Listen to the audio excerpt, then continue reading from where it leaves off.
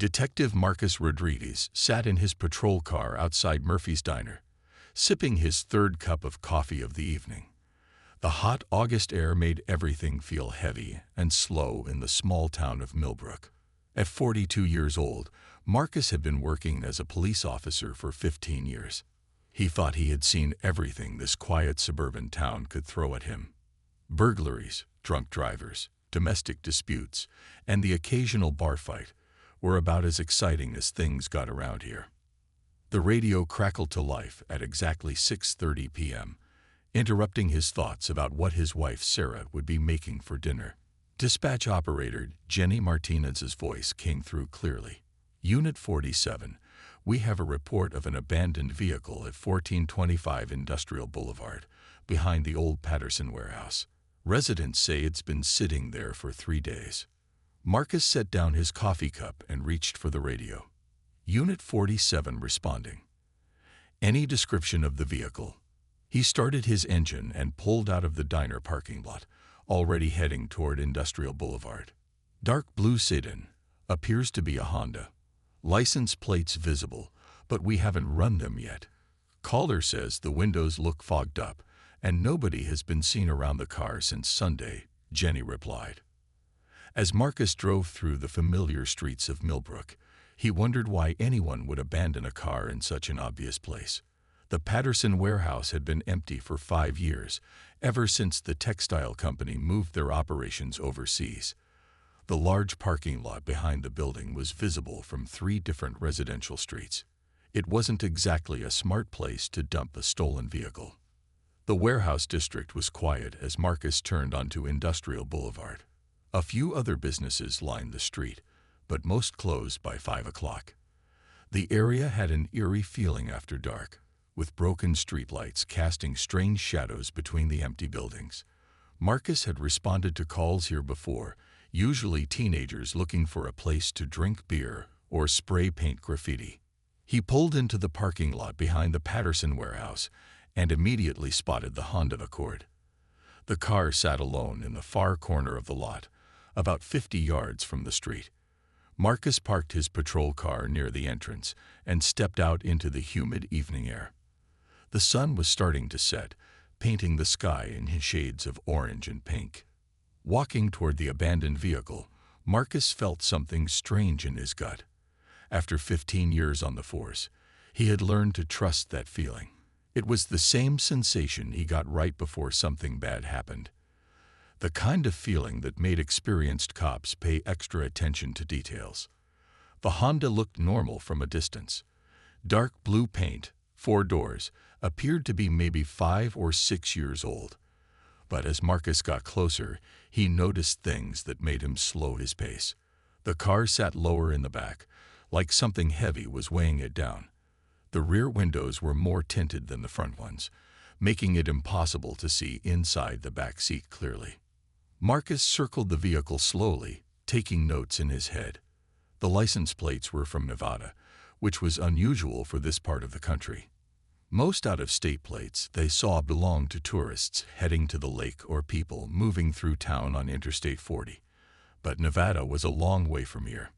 He pulled out his radio again.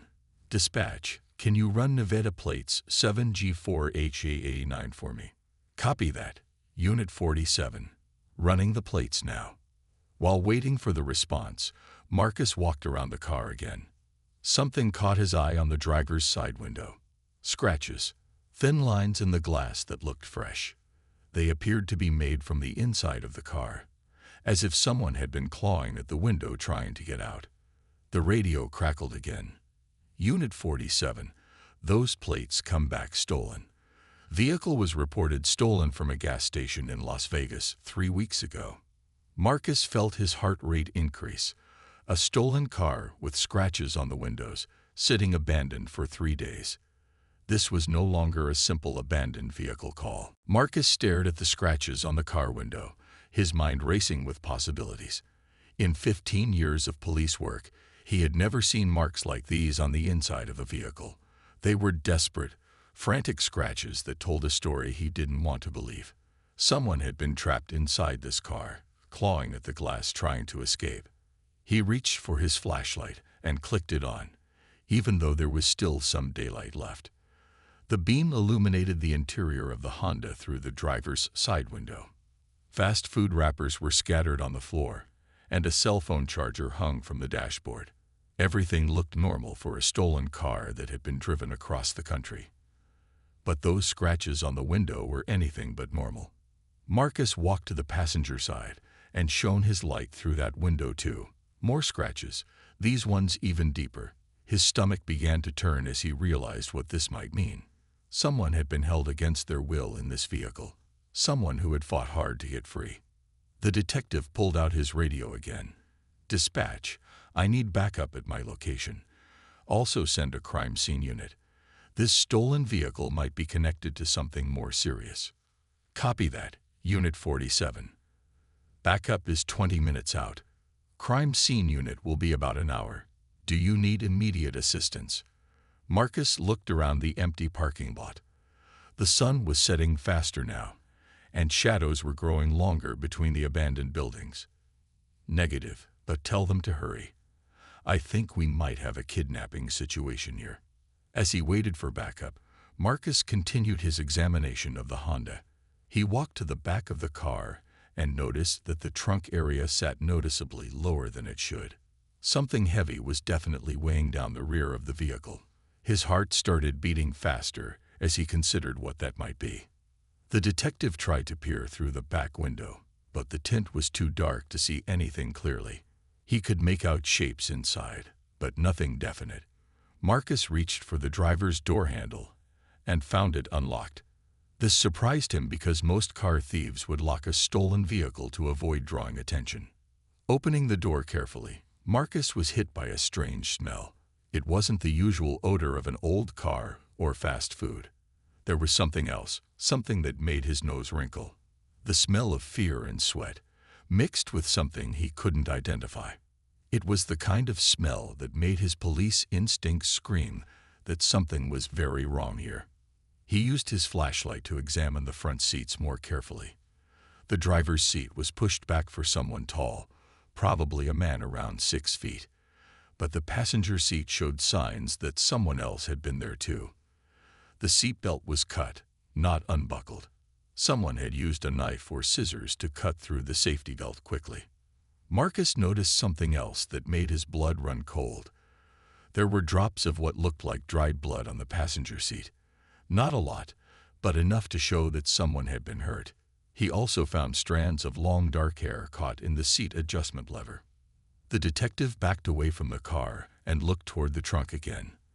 That heavy weight in the back, the cut seatbelt, the blood, the scratches on the windows.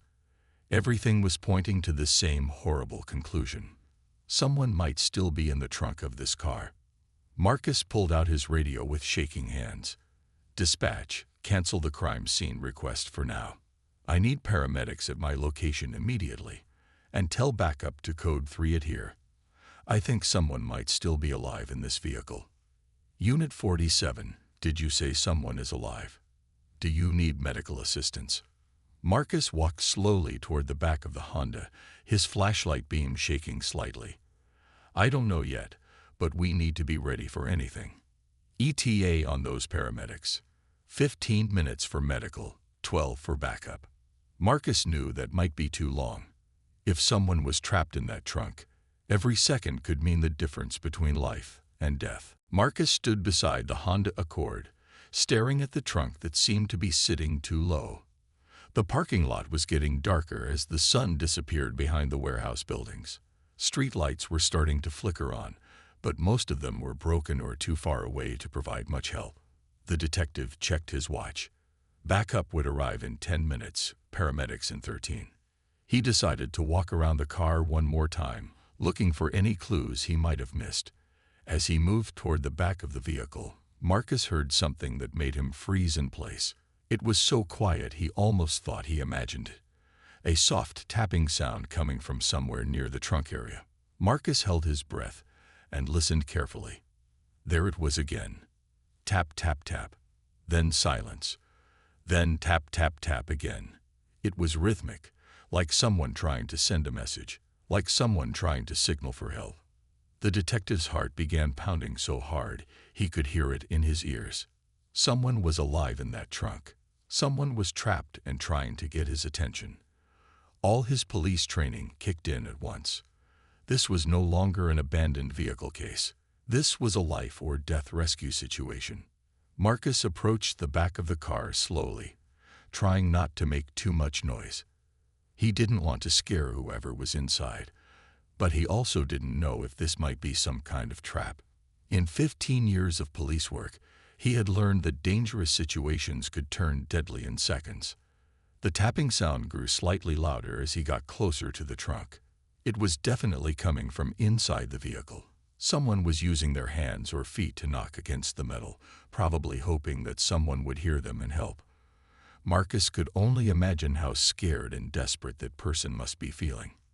He knelt down beside the car and gently tapped back on the trunk lid. Tap, tap, tap. Immediately, the tapping from inside became more frantic and excited. Whoever was in there knew that someone had heard them. They knew help had finally arrived. Marcus pulled out his radio and whispered into it. "Dispatch, I can confirm there is someone alive in the trunk of this vehicle. I need those paramedics here now. And tell backup to come in quiet, no sirens. We don't know if the suspect is still in the area." "Copy that, Unit 47. Paramedics are 8 minutes out. First backup unit is 6 minutes away." The detective looked at the trunk release mechanism. He could see the keyhole for the trunk lock, but he also noticed something else. There was a trunk release lever inside the car, near the driver's seat. If he could get to that lever, he might be able to open the trunk without needing keys. But Marcus hesitated. Opening the trunk could be dangerous. He didn't know what condition the person inside might be in. They could be seriously injured and need immediate medical attention. Or this could still be some kind of trap, though the desperate tapping made that seem unlikely. The tapping from inside the trunk was getting weaker now, less frequent. Whoever was in there was probably getting tired, or worse, might be running out of air. Marcus knew he had to make a decision quickly. Wait for backup and risk losing a life, or act now and possibly save someone. Marcus made his choice. He opened the driver's door of the Honda and looked for the trunk release lever. Most cars had them in the same general area, usually near the floor on the left side of the driver's seat. He found it after a few seconds of searching with his flashlight. Before pulling the lever, Marcus positioned himself safely to one side of the trunk, in case someone dangerous came out. He kept one hand on his service weapon and used his other hand to operate the trunk release. The mechanism clicked loudly in the quiet parking lot. The trunk lid popped open about 2 inches, just enough for Marcus to see that there was definitely someone inside. He could hear breathing, rapid and panicked. He could also smell that strange odor much stronger now. It was the smell of someone who had been trapped in a small space for days. Marcus took a deep breath and prepared himself for whatever he was about to see. Nothing in his 15 years of police experience had prepared him for this moment. He reached out and slowly lifted the trunk lid all the way open. The trunk lid opened completely, and Marcus felt his knees go weak. Inside the cramped space was a young woman, probably in her early 20s. She was curled up in a tight ball, her hands tied behind her back with plastic zip ties. Duct tape covered her mouth, and her ankles were bound together with rope.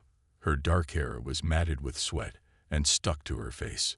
The woman's eyes went wide when she saw Marcus. They were filled with terror at first, then hope, then relief all at the same time.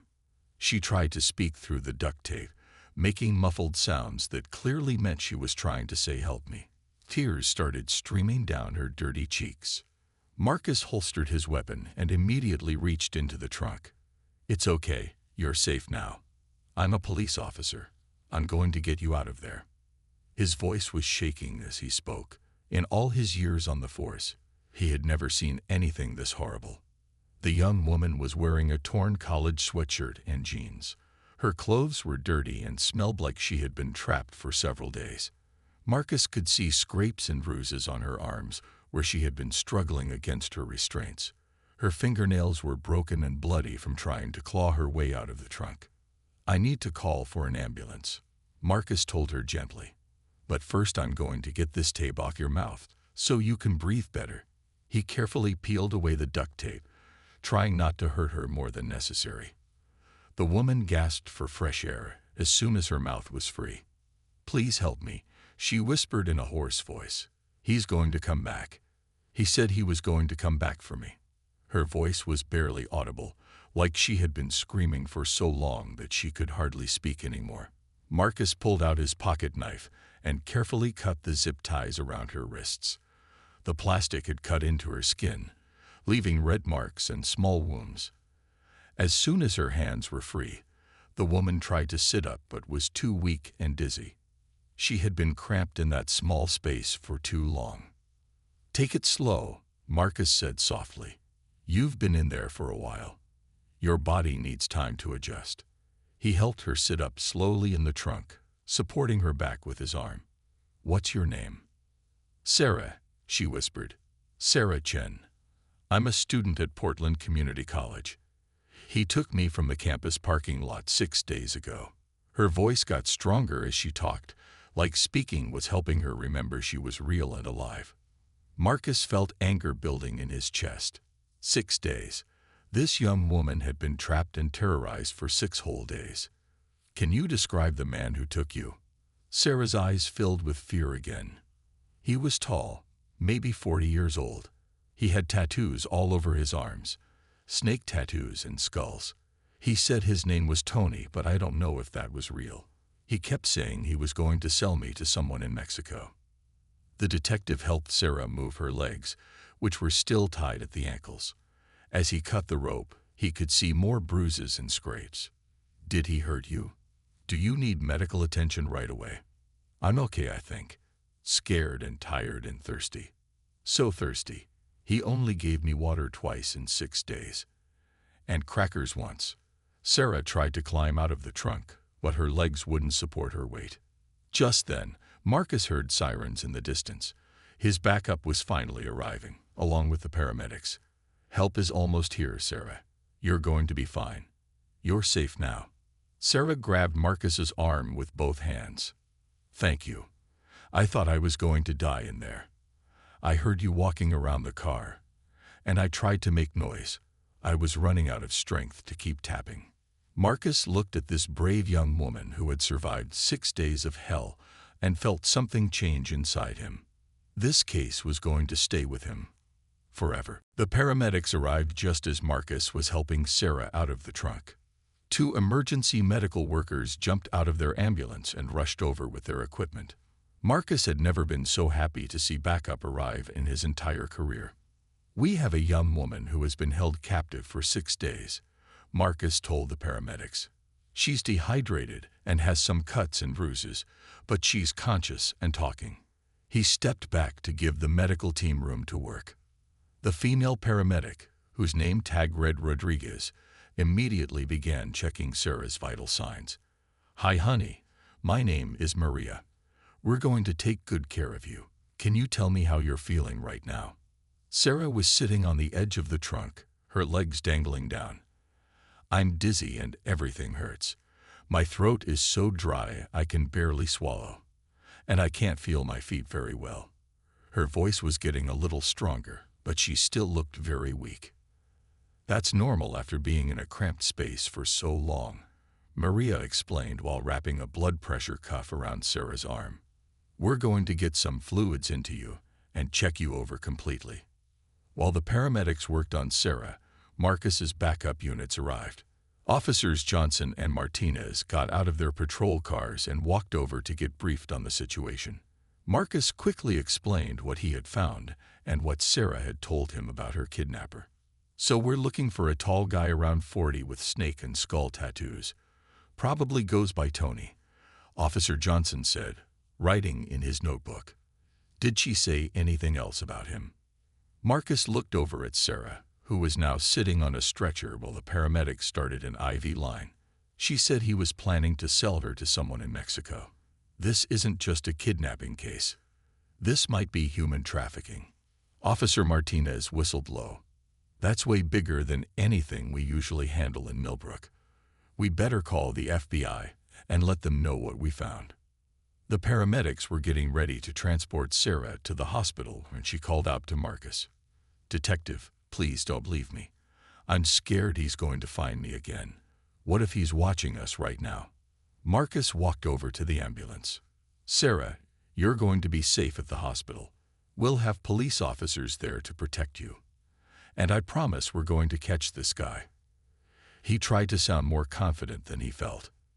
"He has my purse and my phone," Sarah said. "He knows where I live, where I go to school, everything about me. He showed me pictures on his phone of other girls. He said they didn't cooperate and bad things happened to them."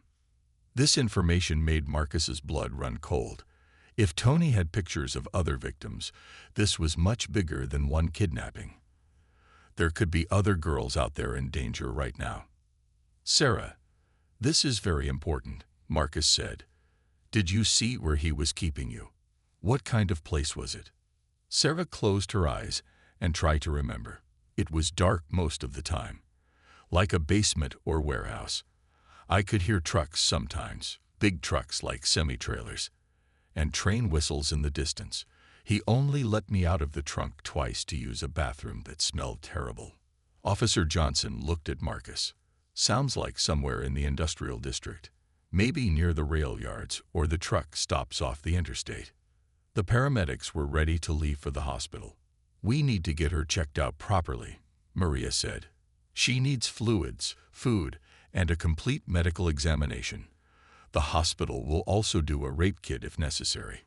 As the ambulance pulled away with Sarah inside, Marcus felt the weight of responsibility settling on his shoulders. This case was just beginning, and he knew it was going to be the most important investigation of his career.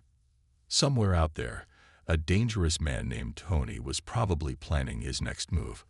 Marcus looked at the Honda Accord, which would now be processed as evidence in a major crime.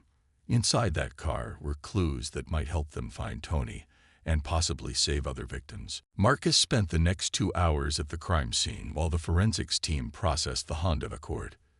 Detective Lisa Park from the crime scene unit arrived with her equipment and immediately began taking photographs of everything. The trunk, the scratches on the windows, the cut seatbelt, and every inch of the car's interior.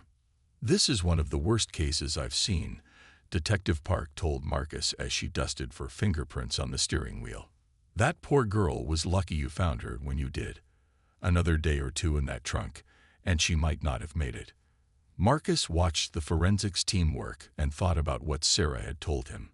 A man named Tony with tattoos, possibly involved in human trafficking, who had pictures of other victims on his phone. This wasn't just about saving one girl anymore. There could be other women in danger right now. His radio crackled with a message from dispatch. "Unit 47, Detective Williams needs you to call him immediately about the Sarah Chen case." Marcus stepped away from the crime scene and called Detective Williams, who worked in the Special Crimes Unit that handled major cases like kidnapping and human trafficking. Williams had been a police officer for 25 years and had seen everything. "Marcus, I just got the preliminary report on your case," Williams said. "I've been on the phone with the FBI for the last hour. They think your guy Tony might be connected to a trafficking ring that's been operating across several states." "What do you mean?" Marcus asked, though he was starting to get a bad feeling about where this conversation was heading. 3 weeks ago, a girl named Jessica Martinez disappeared from a college campus in Arizona. 2 weeks before that, another college student named Amy Foster went missing from New Mexico. Both were young. Both had dark hair like your victim, Sarah. The FBI thinks these disappearances are connected. Marcus felt his stomach drop. "Are you saying Tony has done this before? That there are other girls out there?" "That's exactly what I'm saying. And here's the scary part. The FBI has been tracking a trafficking network that moves girls from the southwestern United States down into Mexico. They use stolen cars to transport the victims, and they usually abandon the vehicles after they're done with them." This explained why Tony had abandoned the Honda with Sarah still inside. Something must have spooked him. made him leave in a hurry. Maybe he saw too many people around the warehouse district and decided it was too risky to come back for her. "Detective, I'm heading to the hospital to interview Sarah again," Marcus said. "If she can remember more details about where Tony was keeping her, we might be able to find his base of operations." "Good idea. And Marcus, the FBI is sending 2 agents down from the regional office. They should be here by morning. This is going to become a federal case pretty quickly." Marcus hung up the phone and looked back at the Honda Accord. The forensics team was almost finished processing the vehicle. Detective Park walked over with an evidence bag containing several items they had found in the car. "We got some good fingerprints from the steering wheel and door handles," she reported. "Also found this cell phone wedged under the passenger seat. Might have been dropped during a struggle." Marcus looked at the phone through the clear evidence bag. It was an older model smartphone with a cracked screen. Could this be Sarah's phone? Possibly.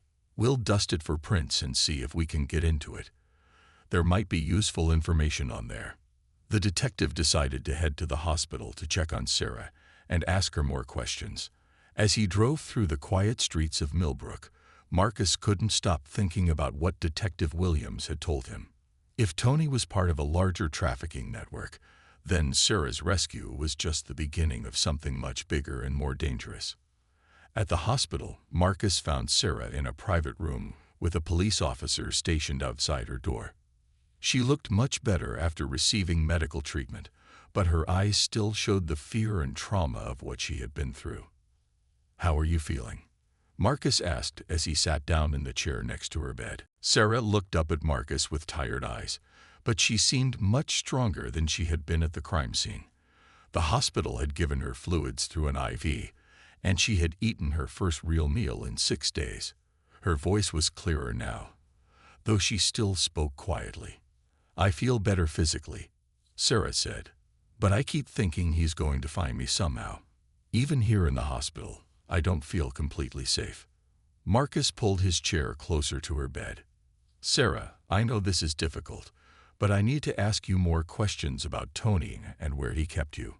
We think he might have hurt other girls, and we need to find him before he does it again." Sarah nodded slowly. "I want to help. I don't want what happened to me to happen to anyone else." She took a sip of water from the cup on her bedside table. "What do you want to know?" "Let's start from the beginning. Tell me exactly what happened when he took you." Sarah closed her eyes and took a deep breath. "I was walking to my car after my evening shift at the campus library. It was around 9 p.m., and the parking lot was almost empty. This man came up behind me and asked if I knew how to get to the interstate. When I turned around to help him, he grabbed me and put something over my mouth, a cloth that smelled sweet and made me dizzy." Marcus wrote down every detail in his notebook. What did he look like up close? He was tall, maybe 6 feet 2 inches, brown hair that was kind of long and messy. He had a scar on his left cheek, like someone had cut him with a knife years ago. And those tattoos I told you about. The snake tattoo went all the way up his right arm, and there were skull tattoos on his left arm. What about his voice? Did he have an accent? Sarah thought for a moment. He talked like he was from the South, maybe Texas or Oklahoma. He said things like ain't and y'all a lot. And he called me little girl, which made me feel sick. Marcus continued taking notes. This was more detail than Sarah had been able to provide of the crime scene. What happened after he grabbed you? I woke up in the trunk of that car. My hands were tied, and I had tape over my mouth. I was so scared I couldn't think straight. The car was moving, and I could hear music playing on the radio.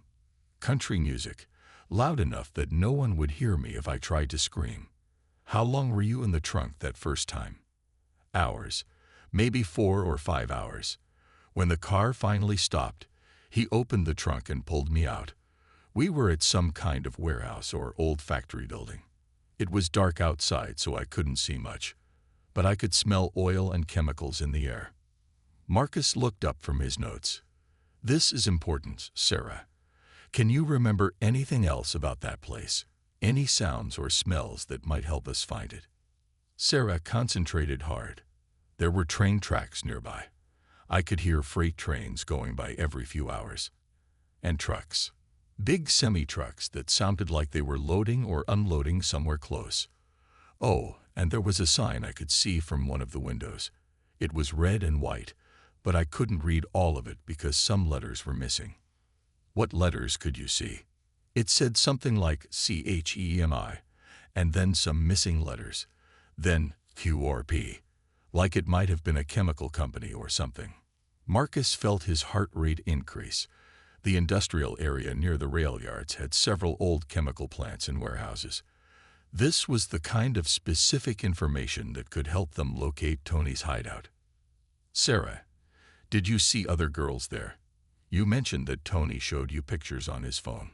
Sarah's face went pale, and she started to shake slightly. There was another girl there, in a different room. I only saw her once when he was moving me to the bathroom. She looked younger than me, maybe 18 or 19.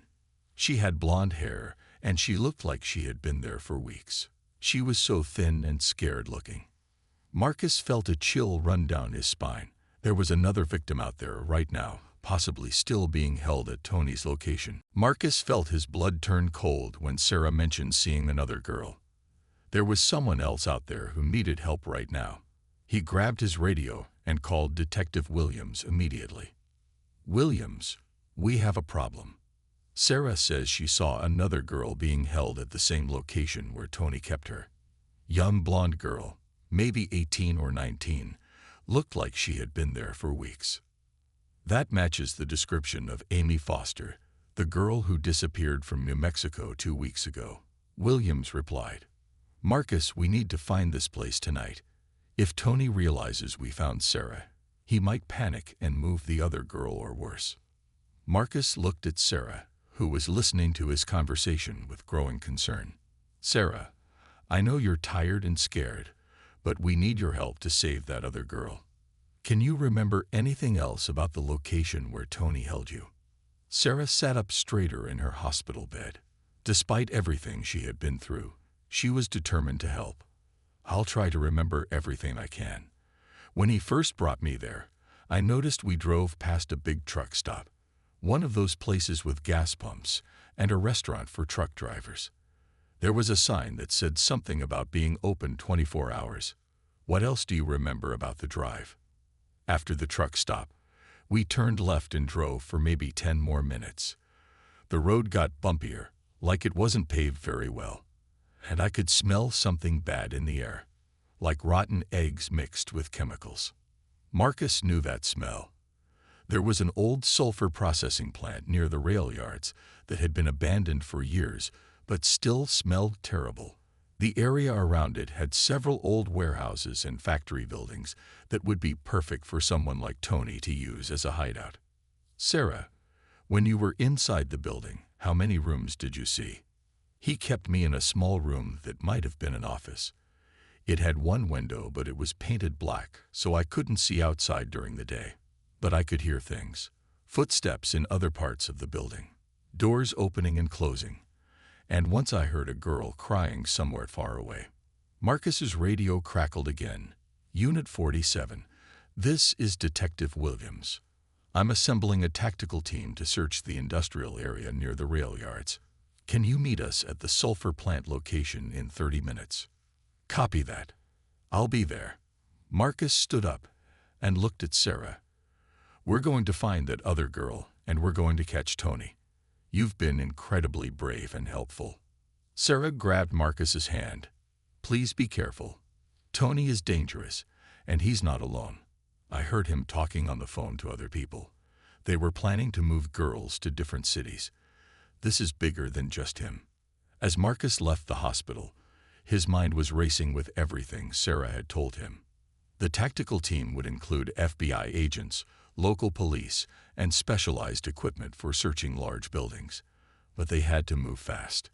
If Tony realized his operation was compromised, he might disappear with his remaining victims. Marcus drove toward the industrial district with his emergency lights flashing. The streets were empty at this hour, which was good for the police operation, but also meant fewer witnesses if Tony tried to escape. As he got closer to the sulfur plant area, he could smell that familiar rotten egg odor that Sarah had described. He met Detective Williams and the tactical team at a staging area about half a mile from the suspected location. There were 12 officers total, including 2 FBI agents who had driven down from the regional office. They had thermal imaging equipment, night vision goggles, and plans of all the buildings in the area. We've identified 3 possible locations based on Sarah's description. Detective Williams explained, pointing to a map. The old Hartman Chemical Warehouse, the abandoned Morrison Manufacturing Building, and a smaller facility that used to make car parts. All 3 are near rail lines and truck routes. FBI agent Rodriguez stepped forward. We're going to hit all 3 locations simultaneously. We can't risk Tony escaping or harming his victims if he gets spooked. Marcus checked his service weapon and put on his bulletproof vest. Somewhere in one of those dark buildings, a young woman was waiting for rescue, just like Sarah had been waiting in that trunk. The tactical teams moved through the darkness toward their targets at exactly 2 a.m. Marcus was assigned to the team searching the old Hartman Chemical Warehouse, the building that best matched Sarah's description. As they approached the massive concrete structure, Marcus could see broken windows and graffiti covering the walls. It looked like it had been abandoned for years. Agent Rodriguez used hand signals to position the team around the building. They had thermal imaging equipment that showed at least 3 people inside the warehouse. 2 were moving around on the main floor, but 1 person appeared to be lying still in a back room. Marcus's heart pounded as he realized that could be the missing girl. The team breached the front entrance with a battering ram. Police! Everyone on the ground now. Agent Rodriguez shouted as they flooded into the building with flashlights and weapons drawn. Marcus heard scrambling footsteps and shouting from deeper in the warehouse. Someone was trying to run. 2 officers chased the sound while Marcus and Agent Rodriguez headed toward the back room where the thermal imaging had shown the still figure. They found her in a small office that had been converted into a makeshift prison cell. Amy Foster, the 19-year-old college student from New Mexico, was chained to a metal pipe. She was unconscious but breathing, severely dehydrated and malnourished. Marcus immediately called for paramedics, while Agent Rodriguez worked to free her from the chains. "We got him." Officer Johnson's voice came through the radio. "Suspect in custody in the north section of the building." Marcus looked up to see 2 officers dragging a tall man with tattoos covering both arms. It was Tony, exactly as Sarah had described him. The scar on his left cheek was clearly visible, and his snake and skull tattoos were impossible to miss. He was cursing and struggling against the handcuffs. But there was no escape now. "You can't prove nothing," Tony yelled as they led him past Marcus. "That girl came with me willingly. She's my girlfriend." Agent Rodriguez looked at Tony with disgust. "Tell that to the judge. You're looking at kidnapping, human trafficking, and about 20 other federal charges." The paramedics arrived and immediately began working on Amy Foster. She was in worse condition than Sarah had been, but she was alive. As they loaded her onto a stretcher, her eyes fluttered open, and she looked around in confusion and fear. "It's okay," Marcus told her gently. "You're safe now.